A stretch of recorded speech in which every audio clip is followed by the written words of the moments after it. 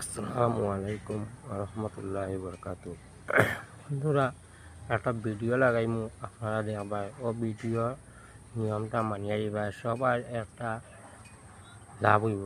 আগে দিয়া ভিডিওটা আপনারা সবাই দেখবা। বন্ধুরা, কোনো মাতরিদু ভুল হইয়া যায়, দর্শক সকল বাইরে সবে মাফ করবা, আর দয়া করিয়া প্লিজ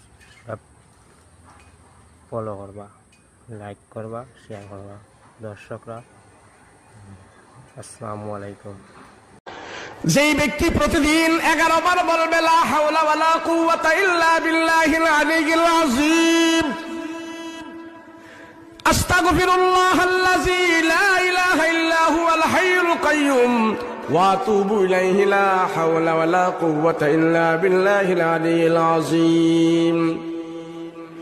রাসূল সাল্লাল্লাহু আলাইহি ওয়াসাল্লাম বলেন, আমার উম্মতেরা প্রতিদিন যদি কেউ 11 বার এই আমলটা করে, সকালে বিকালে যদি কেউ এই আমলটা করে, আল্লাহ পাক তার জীবনে কোনো অভাব দিবে না, অভাব দিবে না।